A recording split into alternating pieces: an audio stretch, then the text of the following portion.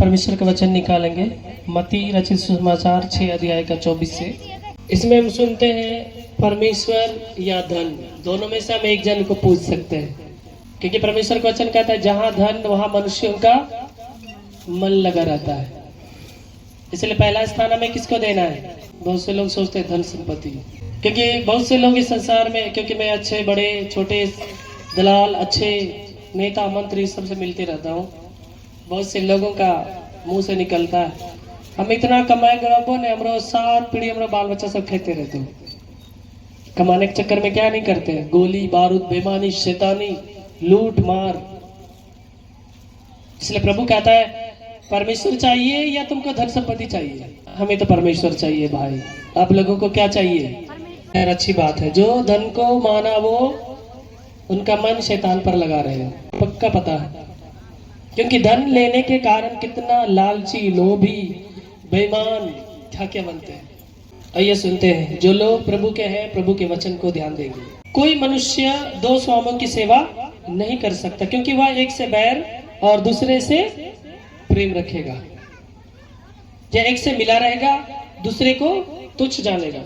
तुम परमेश्वर और धन दोनों की सेवा नहीं कर सकते। इसलिए मैं तुमसे कहता हूं कि अपने प्राण के लिए यह चिंता ना करना कि हम क्या खाएंगे क्या पिएंगे, और ना अपने शरीर के लिए कि क्या पहनेंगे। क्या प्राण भोजन से और शरीर वस्त्र से बढ़कर नहीं?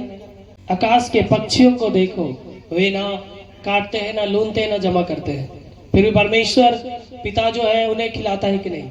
वे लोग कभी चिंता नहीं करते हैं। और मूर्ख चूहा क्या करता है? वो ओनली सब दिन चोरी करता है। उसी प्रकार हम इंसान हैं, परमेश्वर को धोखा देते हैं, सब दिन बेईमानी शैतानी करते रहते, चोरी करते रहते हैं, और बोलते हैं हम बहुत मेहनत किए तब ना पड़ोसी का जमीन को बेईमानी कर लिए। इसलिए मेरे प्रियो, मेरे माताओं, मेरे भाइयों, इन सब चीजों में मन नहीं लगाइए। चूहा की तरह चोर मत बनिए, आकाश के पक्षियों से सीखिए। हम लोगों से पहले वे जागते हैं, परमेश्वर का गुणगान करते हैं, टाइम में निकल जाते हैं, शाम में जल्दी आ जाते हैं, जिनका जितना टाइम हो, उसके बाद अपना आराम करते हैं, फिर भोर में जल्दी परमेश्वर का महिमा करने लगे, एक्स्ट्रा कुछ नहीं रखते हैं। हम इंसान दिन रात सब दिन है पैसा है संपत्ति करते रहते, फिर भी पेट नहीं भरता है। मगर परमेश्वर का वचन कहता है मनुष्य रोटी से नहीं जीता, बल्कि परमेश्वर के मुख से निकला एक एक वचन से जीता है। हालेलुया। जो लोग आत्मिक हैं, जो लोग परमेश्वर के नजदीकी बच्चे हैं, बेटे बेटियां हैं, उनको धन संपत्ति से सच में कभी पेट नहीं भरता है, परमेश्वर के वचन से पेट भरता है। क्योंकि प्रभु कहता है धन्य वे हैं जो धार्मिकता के भूखे और प्यासे हैं, तृप्त किए जाएंगे। हमें परमेश्वर चाहिए। यदि परमेश्वर है तो सब कुछ है, यदि परमेश्वर नहीं है, कितना भी करोड़ों में आप है, शांति नहीं है। मैं तो कहा ना, बड़े बड़े घराने में सब दिन जाते रहता हूँ, प्रार्थना करता हूँ, बड़ा बड़ा बिल्डिंग है, पैसा है, कमी नहीं है, करोड़ों में लोग उलटफेर करते रहते हैं, मगर शांति नहीं है। पति पत्नी पट नहीं है, बच्चे माँ बाप के बात को नहीं मानते। एक टीचर आया करती थी भागलपुर से, आई है क्या, जो कि वो गवर्नमेंट टीचर है, 40-45 हजार से कम तनख्वाह नहीं है, खाने के लिए नहीं है।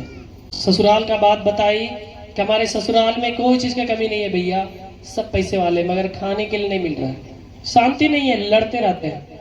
मगर हम लोग खुश नसीब हैं, क्योंकि हमारे कारण शांति का राजकुमार अपना सुख शांति को छोड़कर हमारे लिए आया, दुख को साथ हमारे लिए सुख का मैसेज को दिया है। वो मैसेज क्या है? परमेश्वर का जिंदा वचन है। हालेलुया। दुनिया इस सब बातों को नहीं जानती, मगर हम खुश नसीब है कि ये बात हमारे कानों तक पहुंचाया जा रहा है। इसलिए प्रभु कहता है आकाश के पक्षियों से सीखो, तुम चिंता ना करो हम क्या खाएंगे क्या पिएंगे, 7 पीढ़ी तक क्या जमा करके रखेंगे, तो शायद कुछ नहीं होता इससे।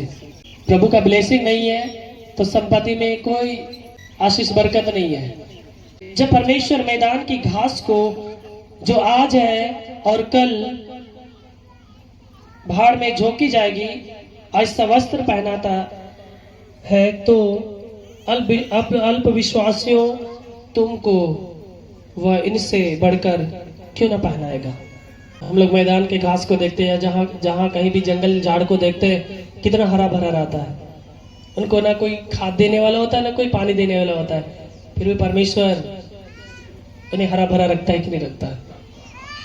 क्योंकि वे लोग परमेश्वर के ऊपर निर्भर रहते हैं, वे लोग कभी चिंता नहीं करते हैं, क्योंकि वे लोग स्थिर रहते हैं। उसी प्रकार प्रभु परमेश्वर कह रहे हैं, मुझ में स्थिर रहो, बेईमानी शैतानी ना करो, झूठा गवाही ना दो, चोरी चपाटी ना करो संपत्ति के लिए।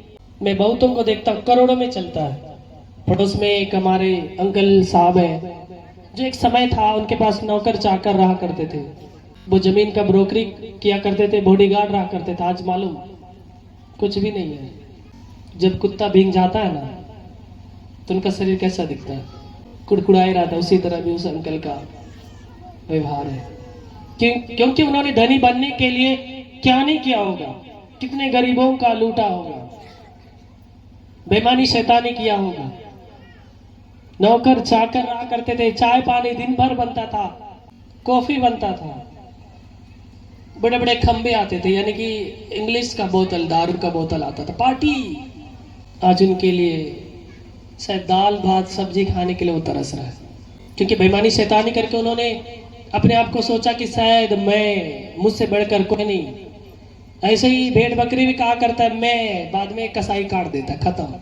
उसी प्रकार इंसान होता है। आप भी शैतान के चंगुल में पड़ेंगे और आप भी शैतान के पास आप भी काटे जाएंगे, क्योंकि खुदा का ब्लेसिंग नहीं रहेगा। इसलिए मेरे प्रियो वैसा ना करें, धन के कारण ऐसा ना करें कि आपको करोड़ से रोड में आना पड़े। इसलिए मसीह लोग हैं, मसीहा कहलाते, अच्छे सोच विचार वाले लोग हैं। हमें उनमें से उन लोगों की तरह नहीं बनना है, हमें मेहनत का खाना है।